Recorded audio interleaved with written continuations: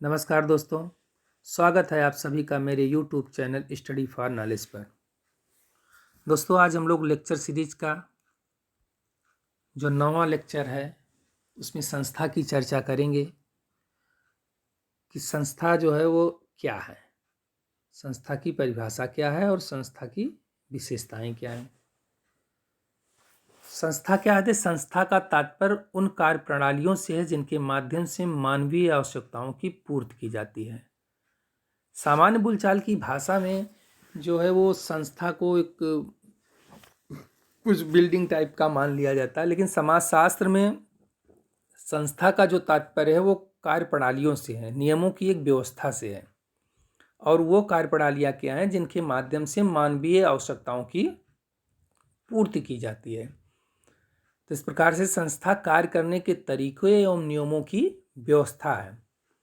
ये आप बहुत ध्यान से समझिएगा इस बात को कि संस्था क्या है, क्योंकि संस्था के बारे में बहुत कन्फ्यूजन रहता है लोगों को। हम लोग संस्था की परिभाषा देखते हैं कि मैकाइवर एवं पेज ने संस्था की क्या परिभाषा दी है। मैकाइवर एवं पेज कहते हैं कि सामूहिक क्रिया की विशेषता बताने वाली कार्य प्रणाली के स्थापित रूप को संस्था कहते हैं। ठीक है।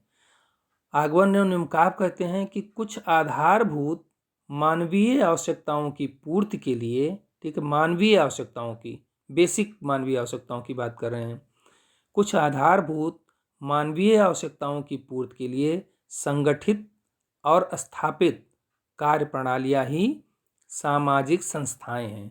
अर्थात जो वो सामाजिक संस्थाएं जो मानव के आधारभूत आवश्यकताओं की पूर्ति करती हैं वो संस्था होती हैं।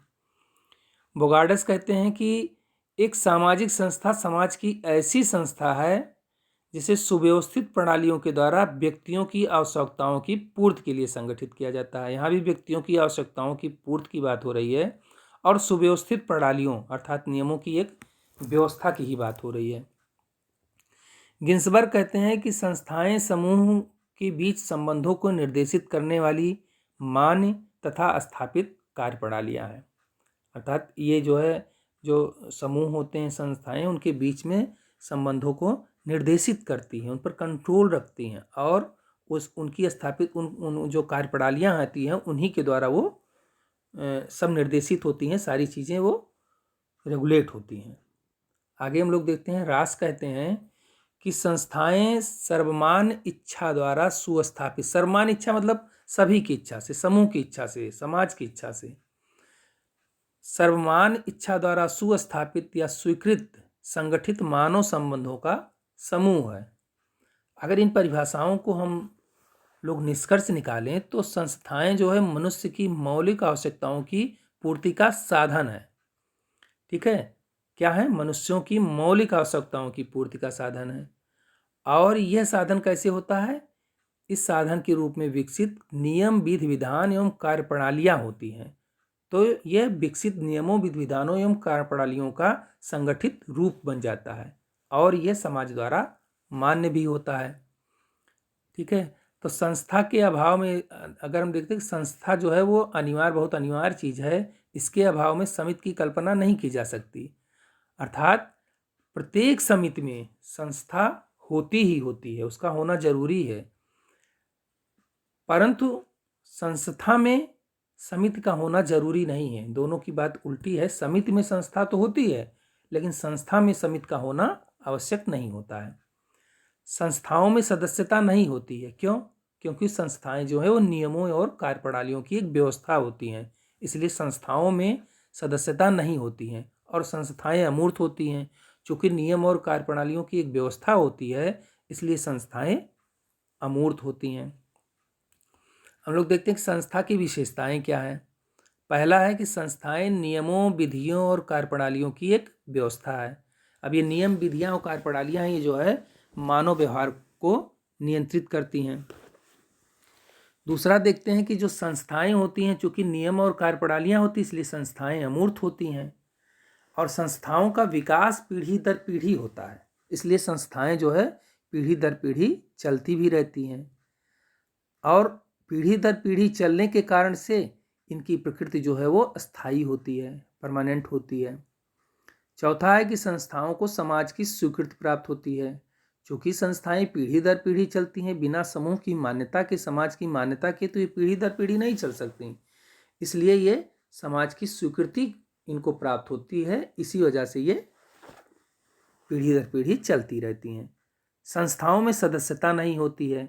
संस्थाएं चूँकि नियमों और कार्यप्रणालियों की व्यवस्था होती हैं, इसलिए संस्थाओं में सदस्यता नहीं पाई जाती है। छठा है, संस्थाओं के कुछ भौतिक तथा अभौतिक उपकरण होते हैं। हाँ, जैसे कुछ भौतिक, जैसे क्या है कि भवन, फर्नीचर आदि संस्था के भौतिक उपकरण होते हैं कोई भी, तथा विचार, आदर्श, मूल्य, कार्यप्रणालियाँ आदि अभौतिक उपकरण है। अब जैसे हम लोग यहाँ उदाहरण लेते हैं किसी स्कूल का, हॉस्पिटल का है। अब स्कूल क्या है?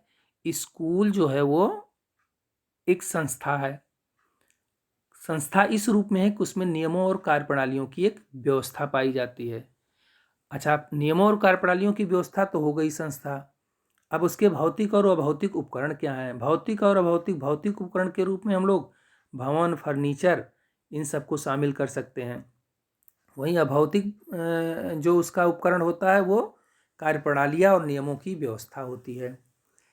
इसी तरीके से हम लोग देखें कि जो विवाह होता है, हिंदू विवाह, उसमें जो वेदी, कलश, मंडप, धूप, चावल, मंत्र आदि होते हैं, ये सब विवाह नामक संस्था के भौतिक और अभौतिक उपकरण है। अब इसमें देखिए, मंत्र जो है वो अभौतिक उपकरण है, जबकि वहीं वेदी, कलश, मंडप, धूप, चावल जो दिख रहा है, ये सब भौतिक उपकरण होते हैं। और सातवां है कि प्रत्येक संस्था का अपना एक प्रतीक होता है। प्रत्येक संस्था अपना एक प्रतीक रखती है, जो भौतिक तथा अभौतिक दोनों हो सकती है। अब इन लोगों ने भौतिक रूप में हम लोगों ने देखा और अभौतिक भी, तो इस तरीके से संस्था अपना एक प्रतीक रखती है। संस्था के कार्य क्या होते हैं? संस्था का जो कार्य होता है, पहला है कि मानवीय आवश्यकताओं की पूर्ति में सहायक होता है। दूसरा है कि व्यक्तियों के कार्य को सरल बनाती हैं। चूँकि एक नियम और कार्यप्रणालियाँ इससे विकसित होती हैं, तो सबको मालूम होता है कि उनको क्या करना है, इसलिए ये व्यक्तियों के कार्य को सरल बना देती हैं। व्यक्तियों के व्यवहारों में अनुरूपता लाती हैं। चूँकि नियमों कार्यप्रणालियों की एक व्यवस्था होती है, तो उसी के अनुसार सबको कार्य करना होता है, तो इसलिए सबके व्यवहारों में एकरूपता भी आ जाती है। मानव व्यवहारों पर नियंत्रण रखते हैं। चूँकि मानव उन्हीं नियमों और कार्यप्रणालियों के आधार पर कार्य करेगा और उससे इधर उधर नहीं जा पाएगा, तो एक प्रकार से ये मानव के व्यवहार पर नियंत्रण का भी कार्य करती हैं। संस्थाएं जो होती हैं वो संस्कृति की वाहक होती हैं। जी, समिति और संस्था में अंतर क्या है?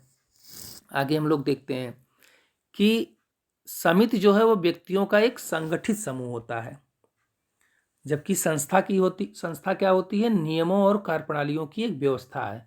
समिति जो है संगठित, विचार पूर्वक स्थापित किया गया संगठन होता है, और संस्था जो है वो नियमों और कार्यप्रणालियों की एक व्यवस्था होती है। समिति चूंकि व्यक्ति की सदस्यता उसमें होती है समिति में, इसलिए समिति मूर्त होती है। संस्था में व्यक्तियों की सदस्यता नहीं होती है, इसलिए संस्था अमूर्त होती है। समिति की स्थापना की जाती है। समिति की विचार पूर्वक स्थापना की जाती है, जानबूझकर निर्मित किया गया एक संगठन होता है, जबकि संस्था का विकास पीढ़ी दर पीढ़ी धीरे धीरे होता रहता है। समिति की प्रकृति अस्थायी होती है। समिति की प्रकृति अस्थायी इसलिए होती है क्योंकि इसकी विचार पूर्वक जानबूझकर किसी निश्चित विशेष उद्देश्य की प्राप्ति के लिए यह गठित किया जाता है, और जैसे ही वो उद्देश्य प्राप्त हो जाता है, समिति जो है वो उसका अस्तित्व समाप्त हो जाता है। वहीं संस्था क्या होती है? इसकी प्रकृति अस्थायी होती है, ये पीढ़ी दर पीढ़ी चलती रहती है।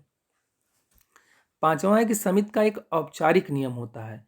चूँकि ये जानबूझकर बनाया जाता है और लिखित नियम होते हैं समिति के, और जबकि संस्था होती है उसकी अलिखित नियम होते हैं, और ये इसमें औपचारिक नियम पाया जाता है। जनरीतियाँ, प्रथाएं, परंपराएं, विवाह, ये सब संस्था के औपचारिक नियम हैं, ये कहीं लिखित नहीं है। उसे समिति जो है वो समिति कोई भी गठित होती है तो उसका औपचारिक एक नियम होता है। छठा देखते हैं कि समिति की स्थापना विशिष्ट उद्देश्यों की पूर्ति के लिए की जाती है, जबकि संस्था जो है वो व्यक्ति की मौलिक आवश्यकताओं की पूर्ति करती है। ये दोनों में बेसिक अंतर है कि समिति की स्थापना जो है विशिष्ट उद्देश्यों के लिए होती है, और वहीं जो है संस्था जो है वो व्यक्ति की मौलिक आवश्यकताओं की पूर्ति करती है। तो दोस्तों वीडियो मेरा समाप्त होता है यहाँ पर संस्था का। अगर ये वीडियो आपको पसंद आया है तो कृपया चैनल को सब्सक्राइब करिए, लाइक करिए और बेल आइकन को पुश करिए, जिससे कि आपको अन्य संबंधित नवीनतम जानकारियाँ प्राप्त होती रहें। धन्यवाद दोस्तों।